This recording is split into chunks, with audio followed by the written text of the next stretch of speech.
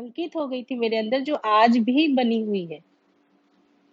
उसमें है संबंध है, संबंध में निश्चित अपेक्षाएं हैं, संबंध को पहचानना है और उसमें निहित मूल्य को पहचानना है और निर्वाह करना है। ये जो लाइनें थी ये मेरे लिए एकदम नई थी उस समय, क्योंकि संबंध है और उसमें निश्चित अपेक्षा है, ये बात कभी भी ऐसे आई नहीं थी, ना तो परंपरा में, ना भाषा में, ना कभी ऐसा लगा कि संबंध इतनी महत्वपूर्ण चीज है। तो ये एक चीज। और दूसरी जो चीज मुझे सबसे अच्छी लगी थी, अस्तित्व की व्याख्या, क्योंकि वो भी मेरे लिए एकदम नई चीज थी। तो अस्तित्व की व्याख्या जब गणेश बागड़िया भैया जी कर रहे थे, तो पता नहीं क्यों मैं उस समय ऐसा होता था कि हर दिन रात को सोती भी थी, मेरे को लगता था चारों तरफ मेरे व्यापक है, मैं तो सुरक्षित हूँ। तो काफी अंदर से एक भय खत्म हुआ था, अपने आप में एक सुरक्षा महसूस हुई थी। तो वो दिन भी मेरे को बहुत अच्छे से याद है। ये वो बात मैं आप लोग को बता रही हूँ कि जो जो दिन मेरे को आज तक याद है, कि क्या बात मेरे को समझ आई थी, मेरे अंदर क्या उत्सव हुआ था और कैसे मैं उनको लेके आज तक अभ्यास क्रम में हूँ। 2008 में मुझे याद है, जब पहला अध्ययन शिविर हुआ अभ्युदय संस्थान में, सोम भैया जी लिए थे, 1 महीने का था, मानव व्यवहार दर्शन हुआ। उस दिन की पूरी सभा मुझे आज तक याद है, किन्होंने प्रश्न पूछा था, भैया ने कैसे जवाब दिया था। तो उस दिन मुझे क्लियर हुआ था कि व्यापक और इकाइयां अलग अलग है। मतलब कोई भी इकाई कितनी भी ह्रास की स्थिति में चली जाए या जागृति पूर्णता के बाद भी कोई किसी में विलय नहीं होगा, ये मुझे बहुत अच्छे से स्पष्ट हुआ था। और वो भी दिन मेरे लिए बहुत उत्सव का दिन था, क्योंकि उस दिन इतने ज्यादा बार पूछा गया था भैया से, बार बार बार बार बार बार, क्योंकि हम सब उन्हीं मान्यताओं से निकले हुए लोग हैं। तो मुझे लगता है कि प्रश्न किसी ने किया था, जवाब भैया ने दिया था, पर शायद मुझे उसका समाधान मिला था। तो वो दिन मुझे याद है। फिर एक मेरे जीवन में एक पड़ाव आया था, जब 2011 में अभिभावक विद्यालय खुला। अभिभावक विद्यालय तो मतलब अगर मैं कहूँ तो वरदान है हमारे लिए। उस समय मेरे अंदर जो संबंध की पहचान को लेकर थोड़ा कंफ्यूजन रहता था। जिस समय मैं परिचय शिविर करती थी, तो संबंध की पहचान को लेकर बहुत कुछ मेरे मन में अपने आप में चलता रहता था, कि जो जीवन विद्या किए हुए हैं वो मेरे अपने हैं क्या, जो अच्छे लोग हैं वो मेरे अपने हैं क्या। तो हर दिन मेरे संबंध की पहचान बदलती रहती थी।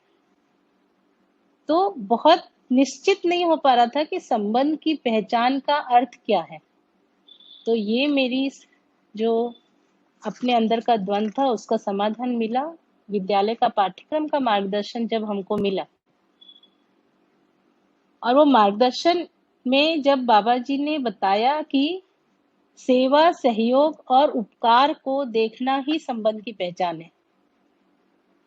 मतलब मेरे साथ जो मेरी सेवा हुई, जो मेरे सहयोग मिला, जो मेरे ऊपर उपकार हुए, उन सबको मैं देख पाऊं, यही संबंध की पहचान है। तो सही मायने में बोलूं तो पहली बार मैंने अपने माँ के, पिता के, भाई बहन के सेवा, सहयोग और उपकार को देख पाई मैं। भाषा में बहुत बोलने में आ जाता था कि सबने मेरे लिए बहुत कुछ किया है, बहुत कुछ किया है, पर चित्रण नहीं था मेरे पास। मेरे पास चित्रण नहीं बनता था। लेकिन जब हम पाठ्यक्रम के ऊपर चलने लगे, तो एक चित्रण बनने लगा कि माँ ने क्या क्या किया था, भाई बहन क्या क्या किए, है ना। फिर धीरे धीरे हर संबंध में उनकी सेवा, उपकार, सहयोग देखने का एक अभ्यास सा हो गया है। और उसी अभ्यास में अभी मैं बनी हुई हूँ।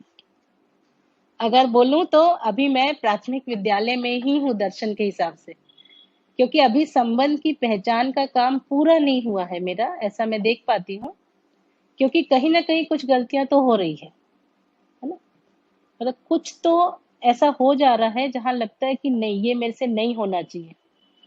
इतना जरूर हो गया है कि सामने वाले जो मेरे संबंधी है, उनको वो गलती दिखाई नहीं दे रही है। उनको लगता है कुछ तो नहीं हुआ, तुम क्यों परेशान होती हो, पर अब मुझे दिखाई देने लग गया है कि कहाँ कहाँ मेरा हस्तक्षेप हो जा रहा है। तो उसी प्रयास में हूँ कि कैसे मैं बिना हस्तक्षेप के संबंधों का निर्वाह कर पाऊं। अगर वो कर पाई तो मैं मानूंगी कि मैं संबंध को पहचान पाई। तो एक ये पड़ाव निकला है। उसके बाद 2013 में मुझे याद है जब हमारा विद्यालय खुले 1.5 वर्ष हुआ था और एक बार अचानक बोले कि विद्यालय बंद कर दो, नहीं तो झेलना झिलाना होगा, है ना। हम सबके लिए भी ये वो कुछ डिस्टरबेंस हुआ था। ओके, तो उन्होंने कहा कि विद्यालय बंद कर दो। विद्यालय सॉरी, एक बार देखेंगे क्या साथ कुछ मैसेज है? ठीक है ना।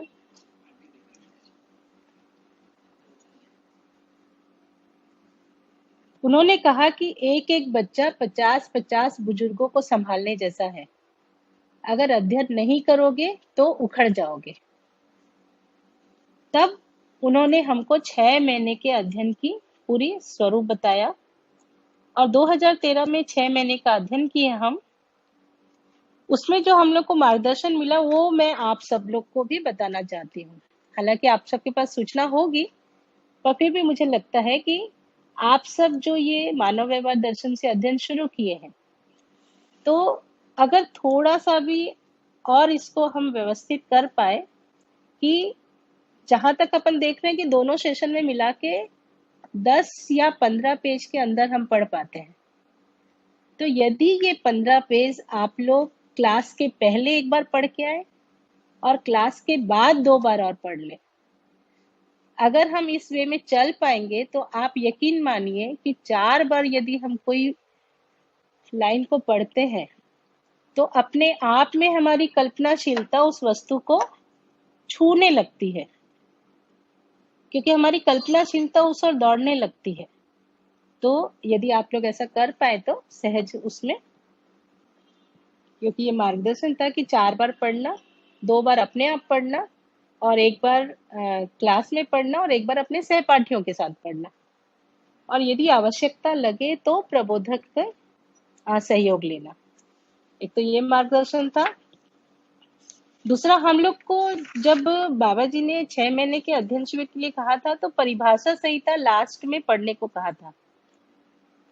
तो अभी मेरा अगर अभ्यास में देखो तो बहुत ज्यादा परिभाषा संहिता से मैं अभ्यास नहीं है मेरा, पर आज जब मैं किसी चीज को सटीकता से देखने जाती हूँ, समझना चाहती हूँ, तो मैं अभ्यास दर्शन परिभाषा संहिता का पूरा उपयोग कर रही हूँ।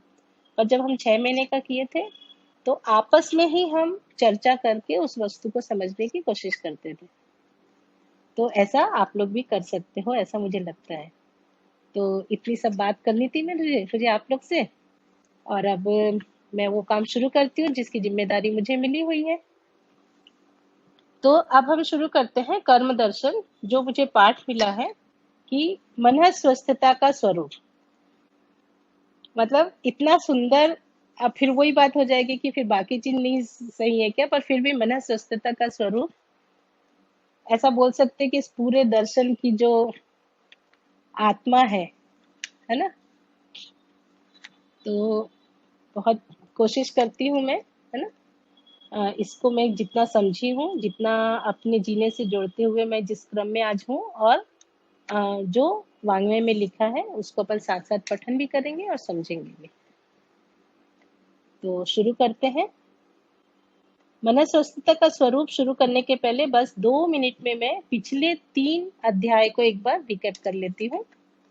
अध्याय 1 जो योगेश भैया जी ने लिया था, जिसमें 9 प्रकार से कर्म करता है मानव और हर कर्म का फल होता है। अध्याय 2 में ज्ञान 3 प्रकार के, विवेक, मानव लक्ष्य और जीवन लक्ष्य। मानव लक्ष्य में समाधान, समृद्धि, अभय, सहअस्तित्व, और जीवन लक्ष्य में सुख, शांति, संतोष, आनंद। ये सुनील पाठक भी और सुनीता दीदी ने लिया था। और अध्याय 3 जो रविकांत बेटा जी ने अभी लिया, तो उसमें सह अस्तित्ववादी विज्ञान। तो उसकी जो महत्वपूर्ण लाइन है, क्योंकि जब तक हमको विकास क्रम समझ में नहीं आएगा, विकास समझ में नहीं आएगा। जागृति क्रम समझ में नहीं आएगा, जागृति समझ में नहीं आएगी। तो जो भी पाठ पिछले आ रहे हैं उसको बहुत अपने बैकअप माइंड में रखने की जरूरत है, तभी हम आगे उस बात को बहुत अच्छे से ग्रहण कर पाएंगे। तो जो अध्याय 3 की महत्वपूर्ण बात है, सूत्र है, सह अस्तित्व नित्य वर्तमान, सह अस्तित्व नित्य प्रभावी, व्यापक वस्तु पारगामी पारदर्शी, प्रकृति व्यापक वस्तु में संपृक्त संपूर्ण प्रकृति, त्वसहित व्यवस्था, समग्र व्यवस्था में भागीदारी। चौथा पॉइंट है पूरकता उपयोगिता, और फिफ्थ पॉइंट है संबंध, मूल्य, मूल्यांकन और संतुलन। ये हमने अध्याय 3 शुरू किया तब हमने ये पूरा किया। तो अब अपन आगे बढ़ते हैं उसी के साथ। तो इस पाठ का जो समापन हुआ था वो इस प्रकार हुआ था, इस अध्याय का, इस प्रकार गठन पूर्णता, क्रिया पूर्णता, आचरण पूर्णता, इन तीनों चरणों में परमाणु में विकास व जागृति पूरा होता है। परमाणु में विकास का अर्थ यही है। तो परमाणु में विकास का अर्थ है कि जहां पर गठन पूर्णता पूरा होना है ना, और जागृति का है कि क्रिया पूर्णता और आचरण पूर्णता का पूरा होना। तो अब हम शुरू करते हैं मन स्वस्थता का स्वरूप। अगर हम इसको बोले मन स्वस्थता क्या है, तो ये जीवन लक्ष्य है, जिसको हम सुख, शांति, संतोष, आनंद भी कहते हैं। जब सुख, शांति, संतोष, आनंद कहते हैं तो सीधा सीधा मानव से, तो मानव की परिभाषा को जोड़ते हुए, मानव की परिभाषा को रखते हुए हम इस अध्याय को पढ़ना शुरू करते हैं। हालांकि आगे मानव की परिभाषा आई हुई है, पर फिर भी हम इसको यहीं से शुरू करते हैं, क्योंकि ये पूरा अध्याय अगर अपन देखेंगे तो मानव का अध्ययन ही है। तो मानव की परिभाषा हम सबको पता है, मनाकार को साकार करने वाला और मन स्वस्थता का आशावादी। तो मनाकार को साकार करने वाला भाग हमारा बहुत पूरा हो चुका है। अगर आज हम देखें कि जितनी भी हम देख पा रहे हैं, चाहे वो मानव जाति के व्यक्ति में समस्या हो या परिवार में, समाज में, प्रकृति में, तो उसका कारण यही है कि मानव मन स्वस्थता को अभी पाया नहीं है। तो अपन उसी को शुरू करते हैं। तो बढ़िया से मैं अपनी तरफ से पूरी कोशिश करती हूँ कि अपन आज के सेशन में मन स्वस्थता का स्वरूप वाला पाठ पूरा कर पाए। भौतिक, रासायनिक एवं जीवन क्रियाओं के अध्ययन क्रम में मानव का अध्ययन परिपूर्ण होना आवश्यक है।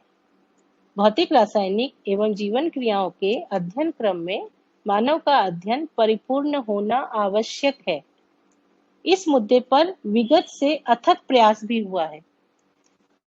बाबा है, तो इसका मतलब एकदम ये है कि हम कभी भी कोई भी चीज आगे बढ़े तो विगत के प्रति हम कृतज्ञता कर पाए कि जो हुआ, जितना हुआ, जिन्होंने प्रयास किया, है ना। तो वही बात है कि 90 हथौड़े के बाद एक होता है जहां पर कुछ घटना घट जाती है, तो इसमें हम सबका सम्मान करते हुए चलते हैं कि उन्होंने भी प्रयास किया। मनुष्य के संदर्भ में मानवत्व को पहचाने बिना जो अध्ययन किया गया, उसमें भौतिक, रासायनिक क्रियाकलाप का अध्ययन भी अधूरा रह गया। मनुष्य मानवत्व को पहचाने बिना जो अध्ययन किया गया, उसमें भौतिक, रासायनिक क्रियाकलाप का अध्ययन भी अधूरा रह गया। जबकि विज्ञान में हम बोलते हैं कि ये काम हो चुका है पूरा, लेकिन जब हम व्यवस्था के अर्थ में देखते हैं तब देख पाते हैं कि वो अध्ययन भी अधूरा रह गया, क्योंकि भौतिक, रासायनिक वस्तु का भी सही मूल्यांकन मानव नहीं कर पाया। अगर हम आध्यात्मवाद में देखते हैं तो वहां पर उसका अवमूल्यन हुआ, और अगर हम भौतिकवाद में देखते हैं तो जितने भी भौतिक, रासायनिक वस्तुएं उसका अधिमूल्यन हुआ। तो देखा जाए तो सही मूल्यांकन भौतिक, रासायनिक क्रियाकलापों का भी नहीं हो पाया। उसी प्रकार भौतिक, रासायनिक क्रियाकलापों का जितना भी अध्ययन हुआ, उसके आधार पर भी मानव को समझना पूरा नहीं हो सका, क्योंकि जितना भी रासायनिक, भौतिक क्रियाकलाप का अध्ययन हुआ, तो यदि हम मानव को यंत्र बनाए, है ना, ऐसी कई चीजें जो उससे जोड़ने की कोशिश किए, तब वहां पर भी मानव का अध्ययन नहीं हो पाया।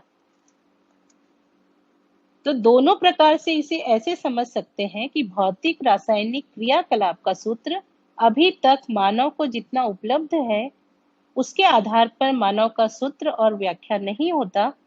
इसलिए हम मानव पर विश्वास करने की स्थिति में नहीं पहुंचे। हम सर्व देश में रहने वाले मानव भौतिक क्रियाकलाप पर विश्वास करते हैं, जबकि मानव के क्रियाकलाप पर विश्वास करना अभी तक बना नहीं। मतलब अगर अब हम देखते हैं कि समस्या कहाँ है, तो यही है कि मानव के ऊपर विश्वास करना नहीं बना। इसकी आगे और भी बात है, उसको अपन और अच्छे से फैलाएंगे कि क्या बात हुई और उसको कैसे अपन आगे समझेंगे। इस समस्या के चलते अभी तक मानव का मानवत्व, मानव का आचरण, मानव की मानसिकता, मतलब आप ध्यान देना, इस समस्या के चलते अभी तक मानव का मानवत्व, मानव का आचरण, मानव की मानसिकता, मानव की प्रकृति पर निश्चयन करना संभव नहीं हो पाया। मतलब ये जो समस्या है कि मानव पर विश्वास करने की स्थिति में नहीं पहुंचा, क्यों? क्योंकि मानव का मानवत्व, मानव का आचरण और मानव की मानसिकता का निश्चयन नहीं हो पाया।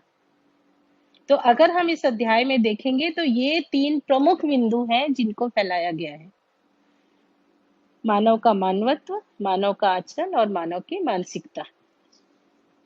तो इसी को अपन ये मानव के अध्ययन को ही प्रमुख रखते हुए इन्हीं 3 बातों पर ध्यान देंगे, तो आगे कुछ चीज बहुत सुंदर से व्याख्यायित है।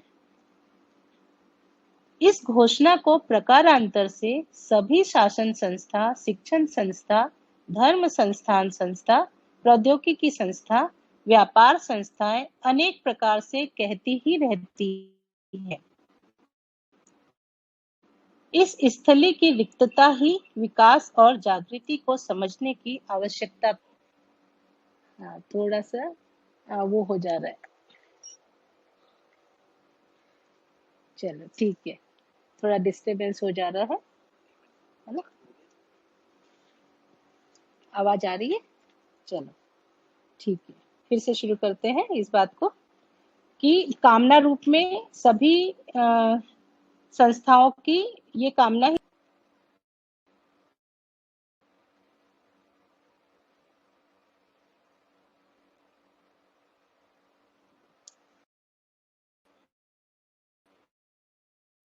ठीक है,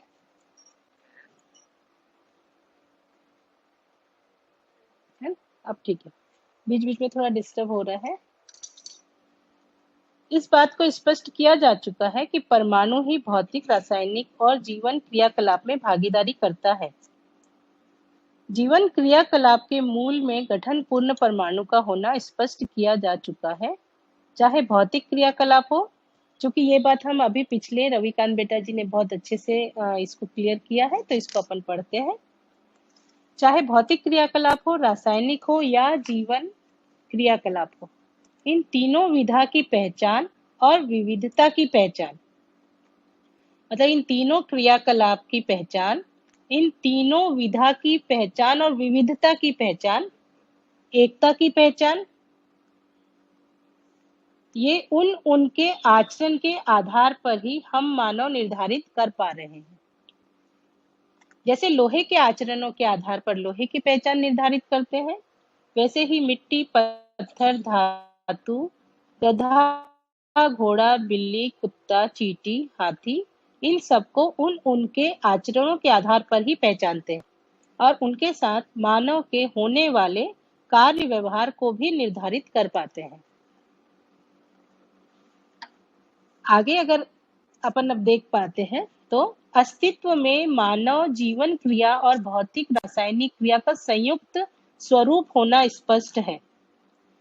यहाँ से अपन मानव के स्वरूप और उसका अध्ययन है कि अस्तित्व में मानव जीवन क्रिया, भौतिक रासायनिक क्रिया का संयुक्त स्वरूप होना स्पष्ट है। इसमें ना बहुत बढ़िया से कई बार ऐसा होता है कि जब हम परिचय शिविर कर रहे होते हैं, तो चूंकि जीवन क्रियाओं को हम पहली बार सुने रहते हैं या अपने लिए एक एक ये बात रहती कि अरे जीवन है, इतनी बात है, तो कहीं ना कहीं शरीर का अवमूल्यन होने लगता है। तो संयुक्त स्वरूप होना, स्पष्ट होना, यहाँ किसी का अधिमूल्यन नहीं है, किसी का अवमूल्यन नहीं है। ये बात बहुत ध्यान रखने की जरूरत है, क्योंकि नहीं तो ऐसा होने लगता है कि हम कभी जीवन का अधिमूल्यन कर देते हैं, कभी व्यवहार का अधिमूल्यन। तो स्वरूप होना स्पष्ट है और सबका सही सही मूल्यांकन हो पाए। परमाणु गठन पूर्ण स्थिति में जीवन क्रियाकलाप और प्रमाण अनुभव को अभिव्यक्त, संप्रेषित और प्रकाशित करता है। इसका परीक्षण हर मानव अपने में और हर मानव में किया जाना बन सकता है। इसलिए मानव में से के लिए अध्ययन की वस्तु है। ये लाइन मेरे को बहुत महत्वपूर्ण लगती है, अगर हम ध्यान देंगे तो, कि इसलिए मानव में से के लिए अध्ययन की वस्तु है। मतलब अगर हम परंपरा में देखें, परिवार विधि में देखें, शिक्षा व्यवस्था में देखें, समाज में देखें, हम कभी भी मानव को अध्ययन की वस्तु नहीं माने।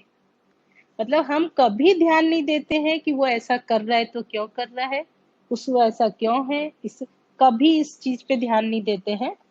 तो ये थोड़ा सा यहाँ पर मैं एक बार रुक के इस बात को, जैसा मेरे को लगता है कि हाँ ये बहुत महत्वपूर्ण चीज है कि मानव का अध्ययन होना। तो हम सब मानव का अध्ययन कर ही रहे हैं, मेरे को लगता है हम सब अध्ययनार्थी हैं, तो दर्शन पढ़ ही रहे होंगे। तो इसमें जो बात समझ में आती है, अभी हम भले बड़े हो गए, पर जब हम बच्चों के लिए, हम बाबा जी का मार्गदर्शन में जब 3 बात जो मानव संतान की मूल प्रवृत्ति के रूप में सुने थे, कि न्याय का याचक होता है, सत्यवक्ता, सही कार्य व्यवहार करने का इच्छुक। तो अब ठीक है, अपना शरीर बड़ा हो गया, पर अगर हम देखेंगे तो पूरी मानव जाति आज वही खड़ी हुई है कि वो आज भी न्याय की याचना के साथ ही है। मतलब अगर अपन अपने आप को देखें तो ये समझ में आता है कि अच्छा, हम बड़े शरीर वाले बच्चे ही हैं, क्योंकि हमारी न्याय की याचना अभी तक ऐसा लगता नहीं कि किसी ने हमारे लिए कुछ किया है, जबकि ये सच्चाई नहीं है। हमारे लिए बहुत कुछ हुआ है, पर न तो कभी परिवार में, न शिक्षा व्यवस्था में कभी भी इस ओर ध्यानाकर्षण नहीं कराया गया कि आपकी माँ ने आपके लिए क्या किया, आपके पिता ने क्या किया, आपके भाई बहन ने क्या किया, आपके गुरु ने क्या किया। तो ये जो ध्यानाकर्षण नहीं कराया गया, इससे मानव जाति के अंदर वो चित्रण नहीं बन पाया। मतलब वो चित्रण नहीं बन पाया कि मेरे ऊपर, मेरे साथ कितना सहयोग हुआ है, मेरी कितनी सेवा हुई है, मेरे ऊपर कितने उपकार हुए हैं। तो कहीं ना कहीं सब कुछ हो के भी हम अपनी भ्रमित अवस्था के कारण, भ्रमित कल्पनाशीलता के कारण, भ्रमित उसमें न्याय की याचना हमारी पूरी हुई है, इस बात को हम देख ही नहीं पा रहे हैं। इसमें मेरे को एक वो याद आता है, जब बाबा जी के साथ बच्चों को लेके बात हो रही थी, तो हिमांशु भैया भी पास में बैठे हुए थे, हिमांशु दुग्गड़ भैया। तो हिमांशु भैया एक बार ऐसे ही पूछे थे कि पर बाबा जी, कई बार अपने को ऐसा दिखता है कि माता पिता भी नासमझ है और वो लोग कुछ ऐसा करते हैं कि बच्चा कैसे कृतज्ञ होगा। तो उस समय बाबा जी ने कहा कि शरीर मिलना, पोषण और संरक्षण, इतने भाग के लिए माता पिता के प्रति कृतज्ञता आने की बात है।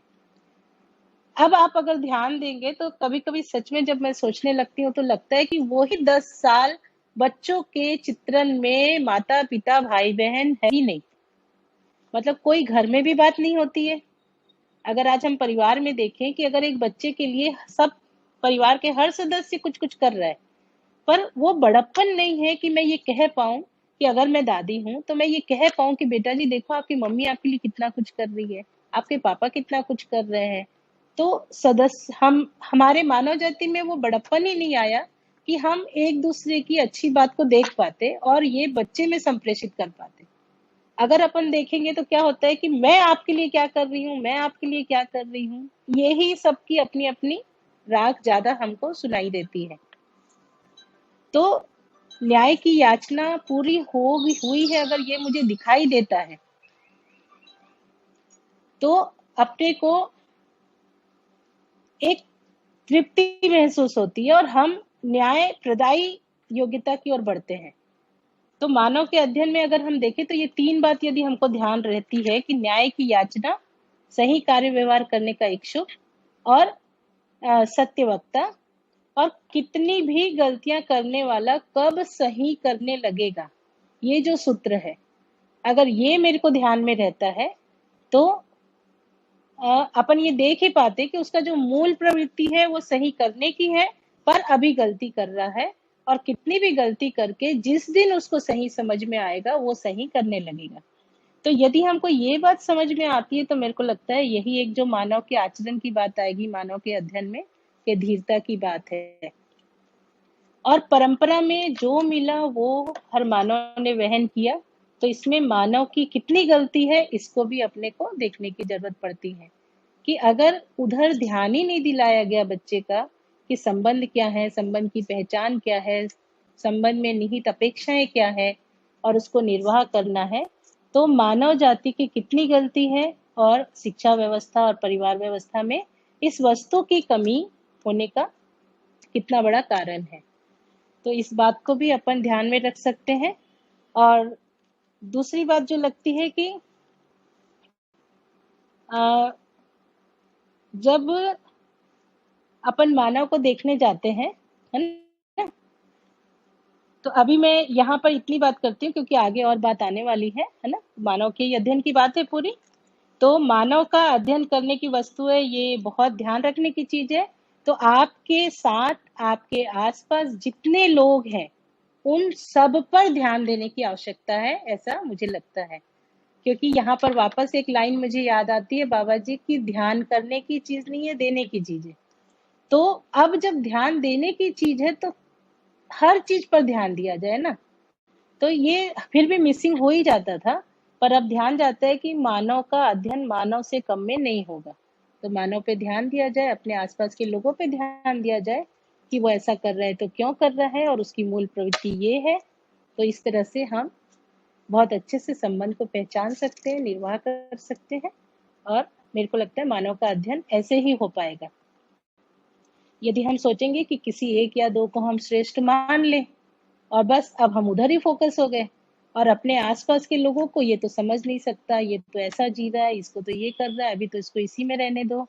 मतलब ये मैं अपनी मानसिकता बता रही हूँ, जब मेरे को ये चीज की समझ नहीं थी तो हमेशा क्या आकलन होता था, ये क्या समझेगा, है ना, अभी तो ये खाने पीने मस्ती में लगा है, तो छोड़ो, जब समझेगा समझेगा। तब बाबा जी ने जब कहा कि यही अपने पराई की दीवार है, मतलब हर मानव समझ सकता है, हर मानव समझना ही चाहता है, जब तक ये विश्वास नहीं आएगा तब तक मानव को हम क्या समझे। तो ये चीज बहुत बढ़िया से अपने को देखने की जरूरत है कि चाहे वो जीवन विद्या से जुड़ा हो कि न जुड़ा हो, उसको कुछ नहीं पता हो, किसी भी प्रवृत्ति के साथ हो, फिर भी मेरे अंदर ये विश्वास रहे कि वो मानव है, मानव समझना ही चाहता है और मानव समझ सकता है। तो मानव के अध्ययन में ये एक महत्वपूर्ण बात है जो ध्यान रखने की जरूरत मुझे लगती है। अब आती है बात मन स्वस्थता की। मन स्वस्थता को हम सुख कह सकते हैं, मन स्वस्थता को हम सुख कह सकते हैं। यह समाधान का अनुभव एवं प्रमाण है। मन स्वस्थता का प्रमाण अर्थात व्यवहार परंपरा में प्रमाण समाधान के रूप में होना पाया गया है। मतलब मन स्वस्थता जिसको हम सुख कह सकते हैं, और यह समाधान अनुभव एवं प्रमाण है, और मन स्वस्थता का प्रमाण अर्थात व्यवहार परंपरा में प्रमाण समाधान के रूप में होना पाया जाता है। तो मन स्वस्थता हो, सुख हो, समाधान हो, अगर हम इसको देखें तो एक ही अर्थ निकल के आ रहे हैं। इसी के साथ मानव लक्ष्य समाधान, समृद्धि, अभय सह अस्तित्व के रूप में पहचाना गया है और हर नर नारी इसका अनुभव कर सकते हैं। यह भी पता लगा, ये भी 2 लाइन बहुत महत्वपूर्ण है, यह भी पता लगा कि समाधान ही अनुभव में सुख है। सुख का प्रमाण व्यवहार में समाधान है। अब आप इस पे ध्यान, मेरा जो ध्यान गया, ध्यान देने, क्योंकि कई बार बाबा जी के मुझसे हम ये सुनते थे कि आप जितना प्रयास करोगे उससे अधिक की उपलब्धि है ना। तो एक के साथ एक फ्री वाली बात है यहाँ पर भी कि यदि हम उसको जैसे इस प्रकार समाधान का जो ध्रुवीकरण की बात है कि समाधान ही अनुभव में सुख है, तो अब ये ऊपर की क्रियाओं से भी जुड़ रहा है और सुख का प्रमाण व्यवहार में समाधान है और उसका जो प्रमाण है वो हमारे व्यवहार में समाधान के रूप में दिखाई देगा। तो समाधान का ध्रुवीकरण किया गया है कि यदि हम अगर अपन देखें कि हम अनुभवगामी से जा रहे हैं, तो अनुभवगामी से यदि हम संबंध की पहचान के साथ उसमें निहित मूल्यों की पहचान, उसका निर्वाह और इस प्रकार से व्यवस्था के अर्थ में यदि हम चलने लगते हैं, तो समाधान की स्थिति तक आते आते अनुभव में सुख वाली बात घटित होती है ना? मतलब पुरुषार्थ हमारा इधर है, लेकिन वो वो हमको बाय गिफ्ट एक उपलब्धि है जो हमको मिलती है, इसलिए समाधान बराबर सुख की बात है। इस प्रकार समाधान का ध्रुवीकरण हुआ। मतलब जीवन मूल्य और मानव लक्ष्य दोनों अविभाज्य हैं। अगर अपन इसको ऐसा देखें तो सुख शांति संतोष आनंद जीवन लक्ष्य है और समाधान समृद्धि अभय सहअस्तित्व मानव लक्ष्य है। तो ये जो समाधान का ध्रुवीकरण किया गया, यहाँ से हमको जीवन लक्ष्य और मानव लक्ष्य के बीच की अविभाज्यता का पता चलता है। समाधान जीवन क्रिया का अथवा मन स्वस्थता का अथवा जीवन जागृति का अभिव्यक्ति संप्रेषणा प्रकाशन होना स्पष्ट हुआ। समाधान, अगर हम समाधान के साथ हैं तो वो जीवन क्रिया का अर्थात मन स्वस्थता का अर्थात जीवन जागृति का अभिव्यक्ति संप्रेषणा और प्रकाशन होना स्पष्ट हुआ। तो अब आगे बढ़ते हैं। मन स्वस्थता मानव परंपरा में से के लिए कि शायद मैं अभी इतनी यूज्ड टू नहीं हूँ कि मैं आप लोग के कुछ प्रश्न या जिज्ञासा को देख पाऊं या उसका जवाब दे पाऊं, पर जितनी भी आप लोग की जिज्ञासा है, प्रश्न है, उसको मैं बाद में आराम से पढ़ के नेक्स्ट सेशन में उसको उत्तरित करूंगी। अभी मैं अपने फ्लो में चलूंगी तो शायद मैं सहज रहूंगी, तो बीच में उसको मैं अभी नहीं देख रही हूँ। मन स्वस्थता मानव परंपरा में से के लिए अति अनिवार्य मुद्दा है। मन स्वस्थता पूर्वक मानव लक्ष्य प्रमाणित हो पाता है। मानव लक्ष्य सार्थक होने के क्रम में मानव अपने में व्यवस्थित हो जाता है और व्यवस्था में भागीदारी करता है। मतलब मन स्वस्थता ही अति अनिवार्य मुद्दा है, क्योंकि वही व्यवस्था में प्रमाणित होगा और भागीदारी करेगा। मानव में व्यवस्था अपने आप में रासायनिक भौतिक क्रिया में सीमित न होने का प्रधान कारण मानव में जीवन क्रिया का होना है। जीवन क्रिया का गवाही हर मानव ही है। यद्यपि जीवों में भी जीवन क्रिया होती है, परंतु जीवों में जीवन शरीर के अनुरूप कार्य करने में सीमित है, क्योंकि हर जीव वंशानुसंगीय विधि से प्रवृत्ति और कार्यों को प्रमाणित करता ही रहता है। यह संवेदनाओं के अर्थ में सीमित रहना देखा गया है, जबकि मानव में जीवन संज्ञानशीलता जानना मानना, अब यहाँ पर फिर एक बार मानव के अध्ययन की बात आएगी, जबकि मानव में जीवन संज्ञानशीलता जानना मानना और संवेदनशीलता पहचानना निर्वाह करना दोनों का प्रभाव दिखाई पड़ता है। अगर अब यहाँ पर अपन देखेंगे कि जैसे अभी अपन देखते हैं परिवारों में या मानव जाति में, तो संवेदनशीलता के कारण जितना भी कुछ अभी हो पा रहा है, जितनी भी हम संबंध को पहचान रहे हैं, उसको जी पा रहे हैं, तो मेहनत कम तो नहीं हो रही है परिवारों में। संबंध की पहचान होना, उसको निर्वाह करना, सब रात दिन लगे ही हुए हैं, पर चूंकि वो जानने के आधार पे नहीं है, इसलिए निरंतरता नहीं हो पाती है। मतलब यहाँ यही हो रहा है कि संवेदनशीलता के आधार पर जो पहचानना और निर्वाह करना है, वो शरीर के अर्थ में ज्यादा चला जा रहा है। मानव लक्ष्य और जीवन लक्ष्य उसमें थोड़ा इग्नोर हो रहे हैं, जिसके कारण 10 साल 20 साल एक ही परिवार में संबंधों में खूब मेहनत करने के बाद भी हम यही सुनते हैं कि आपने हमारे लिए किया ही क्या है। कारण यही समझ में आता है कि चूंकि जीवन लक्ष्य और मानव लक्ष्य का अध्ययन नहीं हुआ है, और मानवत्व का अध्ययन नहीं हुआ है कि मानव का क्या है, उसका त्व क्या है, उसकी व्यवस्था क्या है, वो कैसे तृप्त होगा और किस बात से होगा, उसका अध्ययन नहीं होने से जितना भी श्रम हो रहा है संबंधों में, वो कहीं ना कहीं जाकर रुक ही जा रहा है। ये तो अपन सब भी देख पाते हैं, और मानव पीड़ा में भी जा रहे हैं। जैसे जो अच्छे लोग हैं, अपन बोलते हैं कि जिन्होंने अपना सच में जितना उसमें उनके पास समझ थी, उन्होंने अपना सब कुछ लगाया अपने परिवार में, अपने बच्चों में, अपने संबंधियों में, पर जब वो प्रतिफल नहीं मिलता है, जो निश्चित अपेक्षा है, अगर वो नहीं मिलती है, तो कहीं ना कहीं क्षोभ और पीड़ा बनी हुई है मानव में। तो जानना, मानना और संवेदनशीलता, पहचानना, निर्वाह करना, दोनों का प्रभाव दिखाई पड़ता है। जीव संसार में केवल संवेदनाएं प्रमाणित हो पाती है, जबकि मानव परंपरा में संज्ञानशीलता और संवेदनशीलता दोनों प्रमाणित होते हैं। अपन सोचेंगे कि खाली संवेदनशीलता से भी कुछ हो जाए, पर उसका कोई प्रमाण नहीं आएगा, क्योंकि वो अपने आप में मानव के लिए पर्याप्त नहीं है। जबकि मानव परंपरा में दोनों प्रमाणित, और हर जागृत मानव संज्ञानीयता पूर्वक संवेदनाओं पर नियंत्रण पाए रहते हैं। हर जागृत मानव संज्ञानीयता पूर्वक संवेदनाओं पर नियंत्रण पाए रहते हैं। यह जागृति पूर्ण अथवा सहज मानव की मौलिकता है।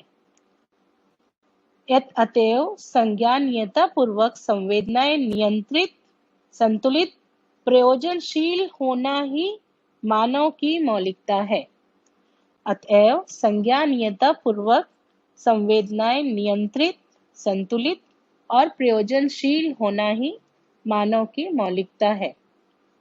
यहाँ पर अगर अपन अब थोड़ा सा रुकते हैं, तो ये देख पाते हैं अपन कि संज्ञानीयता पूर्वक संवेदनाएं नियंत्रित, संज्ञानीयता पूर्वक ही स्वभाव गति में होना, नियंत्रित मतलब स्वभाव गति में होना, संतुलित, तो अगर मानव के उसमें अपन अगर देखते हैं तो प्रतिभा और व्यक्तित्व में संतुलन।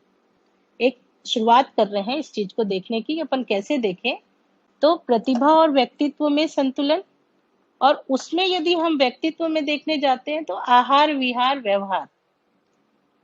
अगर इसमें से कोई भी प्रवृत्ति ऐसी है ना, मतलब कोई भी ऐसी प्रवृत्ति है जो संज्ञानीयता से नियंत्रित नहीं हो रही है, तो मानव स्वयं में व्यवस्था का कोई प्रमाण नहीं दे पाता है, और न ही समग्र व्यवस्था में कोई भागीदारी उसकी सुनिश्चित हो पाती है। मतलब अगर अपन आज सिर्फ आहार को ही ले ले, मतलब मेरे को एकदम अच्छे से याद है, एक बार अनुभव शिविर के समय बाबा जी ने, जैसा कि वो हर अनुभव शिविर में सबसे बोलते थे कि आप सब अपनी अपनी सत्यापन करो, तो एक बार उन्होंने बिल्कुल भी किसी को सत्यापन करने नहीं बोला, और कहा कि चलो सब मिलके चर्चा करो कि आहार, मानव का आहार क्या होना चाहिए और अभी क्या है। तो उस पे बहुत सारा शाकाहार, मांसाहार पे बहुत सारी चर्चाएं हुई। गणेश बागड़िया जी, भैया जी और सभी लोग थे करीब करीब। तो ऐसे ही मेरे ख्याल से राकेश गुप्ता भैया जी ने ही पूछा बाबा जी से कि बाबा जी इस बार आप एकदम ये वाले मैटर पे कैसे बात किए, सत्यापन पर कैसे नहीं किए। तब बाबा जी ने कहा कि पहले प्रवृत्तियां तो ठीक हो जाए।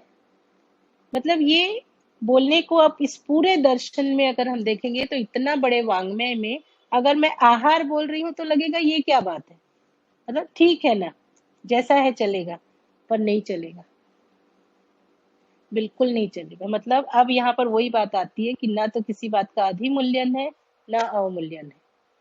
यदि आहार भी सुनिश्चित नहीं है तो वहां से भी प्रवृत्तियां निकलती हैं। विहार सुनिश्चित नहीं है, वहां से भी प्रवृत्तियां। तो अगर मैं आहार, विहार, व्यवहार में संज्ञानीयता के से नियंत्रित नहीं है ये चीजें मेरी, तो कहीं ना कहीं मैं स्वयं में अव्यवस्था हूँ, और अपने से बड़ी व्यवस्था में अव्यवस्था ही फैलाने का काम करूंगी।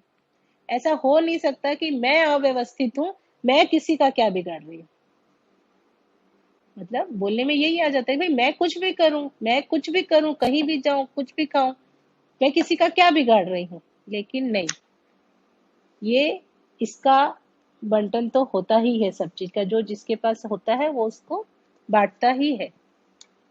तो आज अपन जो भी देख पा रहे हैं, जो भी असंतुलन है, मतलब आप एक छोटे से पॉइंट को भी पकड़ सकते हो कि कैसे एक बड़ी व्यवस्था को वो चीज अव्यवस्थित कर देती है। तो संतुलन अगर हम देखते हैं, तो अगर प्रतिभा और व्यक्तित्व में संतुलन है, तो ये निश्चित है कि उनका आहार विहार व्यवहार संतुलित होगा। आहार विहार व्यवहार संतुलित है, तो ये निश्चित होता है कि जब शरीर की आवश्यकताएं सुनिश्चित है, तो बाकी जगह जो शरीर से संबंधित साधन है, सुविधा है, उनका सदुपयोग ही होगा, उनका दुरुपयोग नहीं होगा। तो जब साधनों का सदुपयोग होगा तो दोहन नहीं होगा। तो ये जो क्रम है संतुलन का, ये धरती में संतुलन तक लेके जाता है।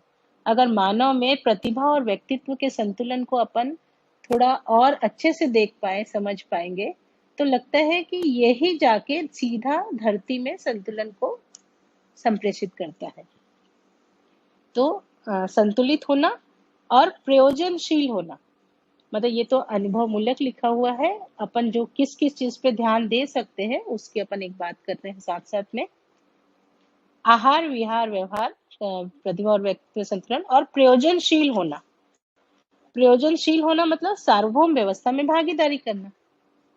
मतलब सार्वभौम व्यवस्था में भागीदारी करने के लिए आपको कोई बहुत कुछ नहीं करना है। मतलब कई बार हम बहुत ज्यादा लोडेड हो जाते हैं कि मेरे को ये भी ठीक करना है, ये भी ठीक करना है, ये भी करना है, ये भी करना है। पर यदि हम अपना स्वयं का अध्ययन, परस्परता में मानव का अध्ययन यदि हमारा सही हो जाता है, तो मुझे लगता है कि सार्वभौम व्यवस्था में भागीदारी के अलावा और कोई विकल्प नहीं है हमारे पास। आप कुछ नहीं करके भी भागीदारी ही कर रहे होते हो उस समय। तो हम कई प्रकार से भागीदारी कर सकते हैं। तो प्रयोजनशील होना ही मानव की मौलिकता है। इस अर्थ में संपूर्ण प्रयोजन संज्ञानीयता का प्रमाण होना पाया गया जाता है। तो ये एक बात है पूरी इसकी, और इस पे अपन अपना ध्यान भी दे ही सकते हैं कि बहुत छोटी छोटी चीजों को भी बहुत बढ़िया से ध्यान देकर अपन धीरे धीरे अपनी अनुकूलता के अनुसार ठीक कर सकते हैं। किसी के दबाव प्रभाव की कोई बात नहीं है यहाँ पर। हमारी सहज गति रहे, क्योंकि अध्ययन तभी होगा जब प्रसन्नता रहेगी। तो न तो अपने को किसी पूर्वाग्रह में, न किसी कुंठा में, न अपराध बोध में, है ना। हर कोई का अपना एक अलग स्थिति है, तो अपने आप को पहचानते हुए और साथ साथ हम आगे बढ़ सकते हैं। मानव की परिभाषा अब यहाँ आती है। मानव की परिभाषा मनाकार को साकार करने, मन स्वस्थता को प्रमाणित करने के अर्थ में सार्थक है। यह हर मानव में से के लिए स्वीकृत है। इसका सर्वेक्षण किया ही जा सकता है। मानव स्वस्थ मानस का होना चाहता ही है। मतलब ये तो सामान्य सी बात है, आप किसी से भी पूछोगे तो हर कोई स्वस्थ मानस का होना चाहता है और मनाकार को साकार करता ही रहता है। इसे सर्व देश काल में परीक्षण किया जा सकता है। इस ढंग से रासायनिक, भौतिक और जीवन क्रिया का संयुक्त प्रकाशन रूपी मानव अन्य प्रकृति जैसे जीव प्रकृति, वनस्पति प्रकृति और खनिज प्रकृति से भिन्न होना अपने आप में स्पष्ट है। जीवन क्रिया का संयुक्त प्रकाशन, भौतिक रासायनिक के साथ जीवन क्रिया का, मतलब 3 क्रियाएं हैं अस्तित्व में, उसमें प्रकृति, उसमें भौतिक क्रिया, रासायनिक क्रिया और जीवन क्रिया, और तीनों क्रियाओं का संयुक्त प्रकाशन के रूप में मानव है। इस आधार पे तीनों शेष प्रकृति से वो अपने आप में भिन्न है, ऐसा हम देख पाते हैं।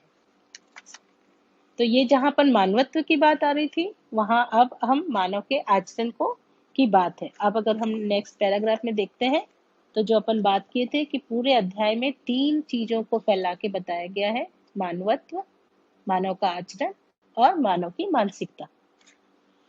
तो आचरण के लिए सह अस्तित्ववादी विचार के अनुसार, ज्ञान विवेक विज्ञान के अनुसार सर्व मानव को मानव लक्ष्य के अर्थ में शिक्षा संस्कार को अपनाना आवश्यक है। एक बार फिर पढ़ते रहते हैं इसको। सह अस्तित्ववादी विचार के अनुसार, ज्ञान विवेक विज्ञान के अनुसार सर्व मानव को मानव लक्ष्य के अर्थ में, है ना, ये महत्वपूर्ण बात है कि मानव लक्ष्य के अर्थ में शिक्षा संस्कार को अपनाना आवश्यक है। तो मानव लक्ष्य क्या है यहाँ? मानवीयता पूर्ण आचरण मानव लक्ष्य के अर्थ में स्पष्ट रहना आवश्यक है। अगर हम शिक्षा संस्कार की विषय वस्तु के लिए बात करें तो मानवीयता पूर्ण आचरण उसका फलन हो। तो मानवीयता पूर्ण आचरण मानव लक्ष्य के अर्थ में स्पष्ट रहना आवश्यक है, क्योंकि सभी अवस्था में आचरण के आधार पर ही उन अवस्थाओं का लक्ष्य पूर्ण हुआ समझ में आता है। मतलब मानव का लक्ष्य पूरा हुआ वो उसके मानवीयतापूर्ण आचरण से ही समझ में आएगा। जैसे पदार्थ अवस्था में संपूर्ण वस्तु परिणाम के आधार पर यथा स्थिति रूपी लक्ष्य का आचरण करता हुआ देखने को मिलता है। पदार्थ अवस्था रूप के आधार पर अपने आचरण को करते हुए दिखती है। इसी प्रकार प्राणावस्था और जीवावस्था में भी कार्यरत सभी इकाइयां उन अवस्थाओं के लक्ष्य के अर्थ में आचरण करती हुई स्पष्ट है। यथा प्राणावस्था अस्तित्व सहित पुष्टि के अर्थ में, बीज से वृक्ष, वृक्ष से बीज तक यात्रा करता हुआ देखने को मिलता है। इसी प्रकार संपूर्ण जीव संसार अस्तित्व पुष्टि सहित वंशानुसंगीय विधि से जीने की आशा में आचरण करता हुआ देखने को मिलता है। इतने सुस्पष्ट स्थितियों को देखने के उपरांत यह भी आवश्यक रहा कि मानव का आचरण अस्तित्व पुष्टि आशा सहित सुख को प्रमाणित करने के अर्थ में होना है, जिसके लिए मन स्वस्थता प्रमाणित होना स्वाभाविक है। तो मानव अपने आप को मानवीयतापूर्ण आचरण के साथ ही प्रमाणित कर सकेगा। इस बात की बात यहाँ पर है कि अगर आचरण क्यों महत्वपूर्ण है, क्योंकि वही आचरण है जो मानव को स्थापित करेगा। उसके निश्चित आचरण को बाकी तीनों अवस्थाओं जैसे अपने निश्चित आचरण के साथ है, तो मानव मानवीयतापूर्ण आचरण के साथ ही अपने आप को प्रमाणित कर पाएगा। तो अब अपन देखते हैं कि मानव का ये मानवीयतापूर्ण आचरण कैसे फैला के देखते हैं कि कैसे होगा। तो मानव का आचरण, जब भी हम मानव के आचरण की बात करते हैं तो वापस तीन ही बात आती है, मूल्य चरित्र नैतिकता। तो अब यहाँ पर फिर हम वो व्याख्या कर सकते हैं जैसा हम प्रतिभा और व्यक्तित्व में संतुलन के आधार पर किए थे कि आहार अपने आप में कितनी महत्वपूर्ण चीज है, विहार अपने आप में कितनी महत्वपूर्ण चीज है। तो मानव का आचरण की जब अपन बात करते हैं तो मूल्य चरित्र नैतिकता। अब अगर हम मूल्य को ही नहीं समझते हैं, है ना, अगर हमने शिक्षा व्यवस्था में या आसपास या अपने परिवारों में कहीं भी अगर हमको ये निश्चित मूल्य है संबंधों में है, इस बात को यदि हम नहीं समझ पाते हैं तो जो अभाव है ना, मतलब मानव के अंदर का फिर वो जो अभाव है, वो पीड़ा, वो विरोध, वो आवेश, वो ये सारी चीजें जाके फिर चरित्र को भी दूषित करती है, अनैतिक भी होते हैं। तो इस तरह से चीजें एक अलग ट्रैक पे जाने लगती हैं। तो अब अगर आप देखते हैं तो मूल्य, तो मूल्य मतलब जहां पर हम सामने ये वापस यही बात आ जाएगी कि हम संबंध को पहचान पाए और उसमें निश्चित मूल्यों को समझ कर उसका निर्वाह कर पाए। तो अगर अपन बोले तो ये प्राथमिक विद्यालय का अगर हम पूरा पाठ्यक्रम देखते हैं तो वो यही आता है कि हम संबंध को कैसे पहचाने। अगर हम संबंध को पहचानते हैं, यहाँ पर संबोधन का बहुत महत्व आता है, क्योंकि जब हम चरित्र में जाते हैं तो यदि संबंध की पहचान के लिए तो मूल्य से भी यदि हम और मूल्य को समझने के लिए जाते हैं तो अगर आप देखोगे तो संबोधन बोलने को कितनी छोटी सी बात है। कई बार हमको सब बोलते हैं कि भाई जी बहन जी बोलने से क्या हो जाएगा, है ना, मम्मी जी पापा जी बोलना, दादाजी दादी जी बोलना, इतना आप लोग इस चीज पे क्यों वो करते हो। तो ये संबोधन आपको संबंध की पहचान तक लेके जाएगा। संबंध की पहचान होने पर ही उसमें निहित मूल्य को हम देख पाएंगे और निहित मूल्य को देखकर ही हम उसका निर्वाह कर पाएंगे, जिसको हम बाद में फिर चरित्र बोलेंगे। तो मानव के आचरण में मूल्य महत्वपूर्ण भाग है ना, जहां पर हम एक दूसरे की परस्पर उपयोगिता को, पूरकता को देख पाए।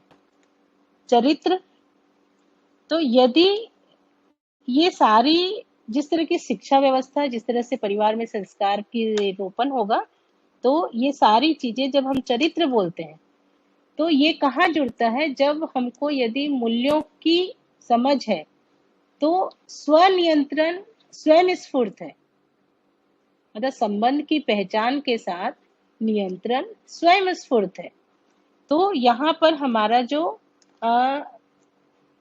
भाषा है, भाव है, भंगिमा है, अंगाहार है ना, तो ये संबंध की पहचान के साथ स्वयं स्फूर्त नियंत्रित होता है और हम स्वधर्म स्वनारी है ना, स्वपुरुष और अपने उसमें दयापूर्ण कार्य व्यवहार के साथ जी पाते हैं। और यदि हम ऐसा जीते हैं तो निश्चित ही अपने तन मन धन का सदुपयोग ही करते हैं, क्योंकि उसके बाद और क्या करेंगे हम। यदि मैं अपने आप में मूल्य सहित हूँ, यदि मैं चरित्र में हूँ, तो उसके बाद और कुछ रह नहीं जाता है करने को। तो हम नैतिकता के साथ ही जीते हैं, जहाँ पर हम जो राजनीति है और राजनीति है और धर्म नीति है, जहाँ पर हम वस्तुओं का सदुपयोग भी करते हैं और अपने जीने का तन मन धन का सदुपयोग करना और सुरक्षा करना आगे इसमें आएगा, फिर अपन पढ़ते हैं उसको। तो यहाँ पर बस ये लाइन इसलिए बताना था कि अपन जब भी अपनी हर बात पे हम ध्यान दे पाए कि मूल्य को समझना है, चरित्र को देखना है और नैतिकता, इन तीनों में हमारी दिनचर्या में क्या स्थिति है और हमारे विचारों में इसकी क्या स्थिति है और इसको हम और कैसे पालें। मौलिकता पूर्वक ही मूल्यों का मूल्यांकन होना पाया जाता है। मानव में संबंधों का निर्वाह, उसकी निरंतरता, उसकी स्वीकृति एक मौलिकता है, जो अपन अभी बात किए। इसी अर्थ में संबंधों की पहचान, मूल्यों का निर्वाह, मूल्यांकन, परस्पर उभय तृप्ति अथवा परस्पर तृप्ति का होना पाया जाता है। यही मूल्य और मौलिकता का तात्पर्य है। आचरण का दूसरा भाग चरित्र, जो स्वधन स्वनारी स्वपुरुष दयापूर्ण कार्य व्यवहार के रूप में सुस्पष्ट होना पाया जाता है, जिससे मानव का मौलिक चरित्र अथवा सार्वभौम चरित्र सुस्पष्ट हो जाता है। जिससे मानव का मौलिक चरित्र अथवा सार्वभौम चरित्र सुस्पष्ट हो जाता है। मतलब यहाँ हर जगह वो बात है कि स्वयं में व्यवस्था है तो एक बड़ी व्यवस्था में हमारी भागीदारी स्वयं स्फूर्त है, नियति सहज विधि से है, उसमें कोई बहुत प्रयास नहीं है। तीसरी विधा में नैतिकता मानव में धर्म नीति और राज्य नीति की अपेक्षा और प्रमाण होना पाया जाता है। तीसरी विधा में नैतिकता मतलब मानव में धर्म नीति और राजनीति की अपेक्षा और प्रमाण होना पाया जाता है। प्रमाण रूप में हर जागृत नर नारी अपने तन मन धन रूपी अर्थ के सुरक्षा सदुपयोग के रूप में प्रस्तुत होते हैं। इसमें से सुरक्षात्मक विधियां राजनीति और सदुपयोगात्मक विधियां धर्म नीति के नाम से जानी जाती है। मतलब जैसे जो भी हमारी शरीरगत जितनी भी आवश्यकता है उसको पूरा करने के लिए हमारी उस सारी चीजों को सुरक्षित करना, जैसा अपन बोलते हैं भाई कि प्रकृति का जितना संवर्धन हो वही उसकी उपयोगिता के साथ उसका सदुपयोग हो और उपयोगिता के साथ ही उसकी सुरक्षा है। और सदुपयोगात्मक विधि तो उपयोगिता सदुपयोगिता के साथ ही सुरक्षा निश्चित है। सह अस्तित्ववादी विधि से हर मानव है ना, और ये जो सुरक्षात्मक और सदुपयोगात्मक विधियां हैं, मतलब सदुपयोग ही सुरक्षा है, ये भी एक सूत्र है दर्शन का।